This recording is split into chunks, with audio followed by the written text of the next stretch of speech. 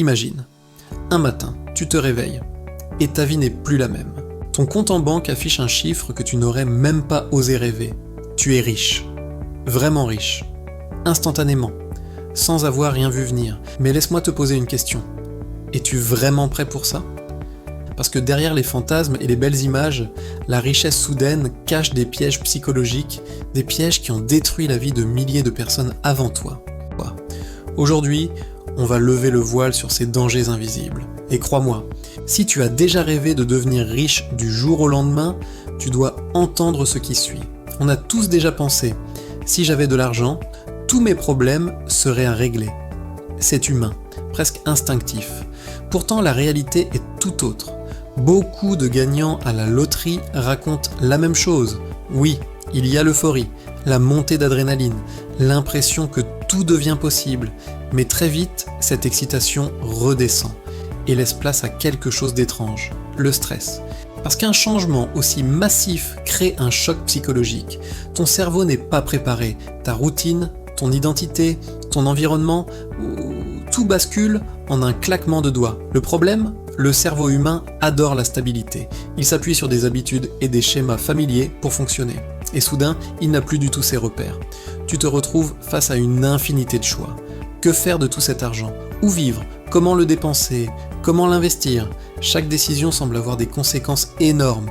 Cette pression peut vite devenir écrasante. On parle d'une surcharge cognitive.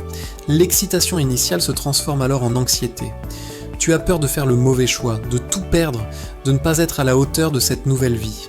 Ce n'est plus un cadeau du ciel, mais un poids sur tes épaules. Le bonheur instantané que tu imaginais n'est en fait qu'une illusion. La vérité, c'est que l'argent ne résout pas les problèmes internes. Il ne fait que les amplifier. Quand tu deviens riche, du jour au lendemain, tu perds tes repères. Des gens racontent qu'ils ne savent plus qui ils sont. Leur journée, avant rythmée par le travail, les projets et les contraintes sont soudainement vides. La question « qui suis-je » devient obsédante. Tu n'es plus l'employé, le collègue, l'entrepreneur qui se bat. Alors, qui es-tu ? Certains essaient de continuer à vivre comme avant, mais c'est presque impossible. D'autres tentent de jouer un nouveau rôle, celui du riche. Et c'est là que naît une sensation très particulière, le syndrome de l'imposteur. Tu commences à penser « est-ce que je mérite vraiment cet argent ? Et si tout disparaissait demain ? Et si j'étais incapable de gérer ça ? » Tu te sens comme un acteur sur une scène qui joue un rôle qui n'est pas le sien. Cette dissonance interne est épuisante. À cela s'ajoute un autre problème, l'éloignement avec ton cercle social. Tes amis ne vivent plus la même réalité que toi. Leurs soucis de fin de mois te paraissent lointains, tandis que tes nouveaux dilemmes leur semblent absurdes. Certaines conversations deviennent gênantes, tu n'oses plus parler d'argent pour ne pas paraître arrogant, mais eux, ils n'osent plus être naturels, de peur de te demander quelque chose. Ton monde se dédouble.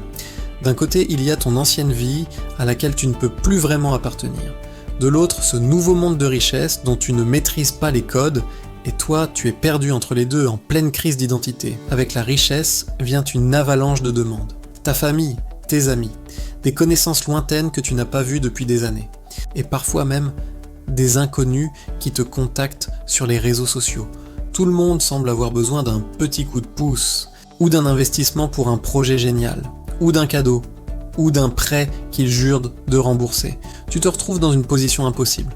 Tu dois apprendre à dire non. Mais dire non te fait passer pour égoïste, pour quelqu'un qui a oublié d'où il vient. Tes proches peuvent comme se sentir trahis ou méprisés. Et si tu dis oui, où est qu'à la limite ? En disant oui une fois, tu crées une attente.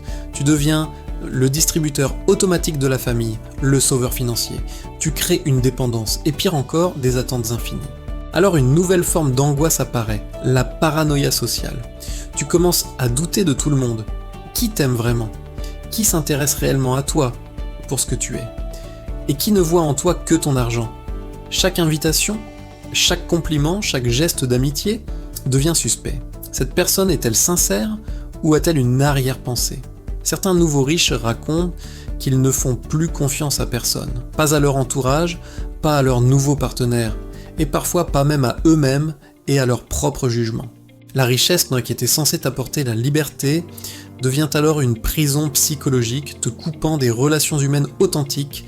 Voici maintenant un phénomène psychologique redoutable, le hedonic treadmill ou le tapis roulant hédonique.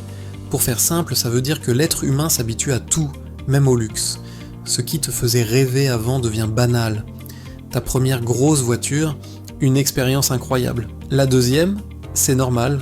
La troisième, c'est presque ennuyeux. Ton premier voyage en première classe ? Magique. Le 10e, c'est juste un moyen de transport plus confortable. Ton cerveau s'adapte à ce nouveau niveau de confort et de plaisir, et le considère comme la nouvelle norme.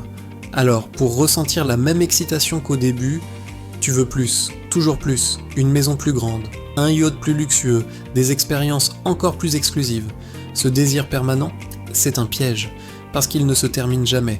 C'est une course sans ligne d'arrivée, et pendant que tu montes les marches du luxe, tu réalises quelque chose de terrible. La satisfaction ne suit pas. Le bonheur que tu pensais trouver au prochain achat, à la prochaine acquisition, est toujours plus loin. Tu accumules, tu consommes, tu expérimentes, mais à l'intérieur tu ressens un vide. Cette sensation de vacuité est un mal que beaucoup de nouveaux riches décrivent et que personne n'imagine avant d'y être confronté. Ils ont tout ce qu'on peut acheter, mais ils ont perdu le plaisir des choses simples et le sens de leur vie. Alors, comment éviter ces pièges ? Est-ce qu'il est condamné à être malheureux quand on devient riche soudainement ? Non, bien sûr que non, mais ça demande un travail sur soi. Voici 3 piliers essentiels pour construire une richesse non seulement financière, mais aussi émotionnelle et durable.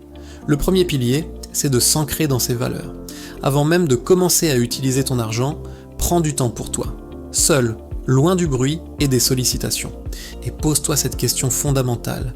Qu'est-ce qui est vraiment important pour moi dans la vie ? Et je ne parle pas de réponses superficielles comme être heureux ou voyager, je parle de creuser profondément.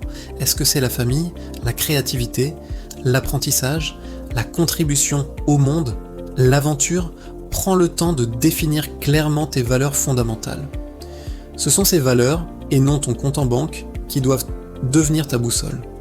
Elles guideront tes décisions et t'aideront à garder un équilibre mental et émotionnel.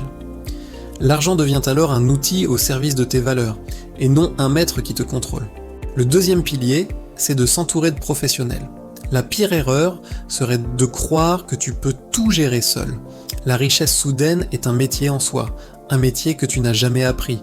Tu as besoin d'une équipe, un bon conseiller financier qui n'est pas là juste pour te vendre des produits, mais pour créer une stratégie à long terme, un avocat fiscaliste pour naviguer dans la complexité des impôts, et peut-être le plus important, un thérapeute ou un coach spécialisé.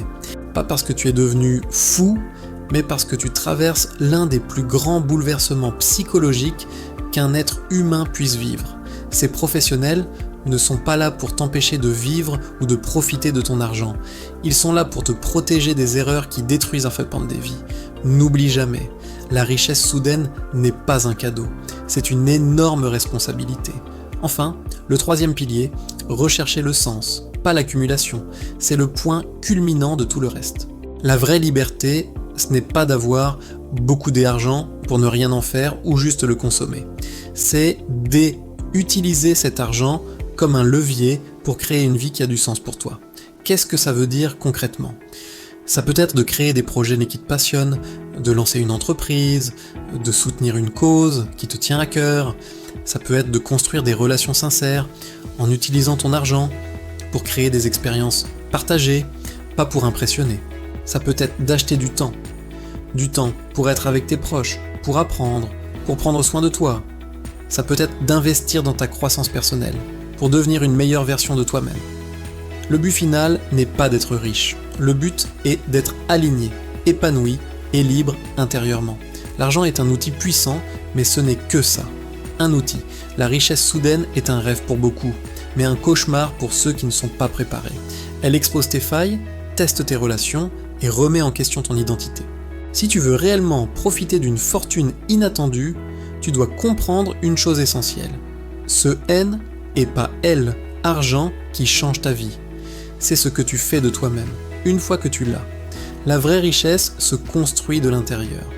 Merci d'avoir regardé cette vidéo. N'hésite pas à mettre un pouce si tu as aimé et si ça t'a fait réfléchir. Et si tu veux aller plus loin dans la compréhension de la psychologie humaine et du développement personnel, abonne-toi à Technobudget, car ce n'est que le début.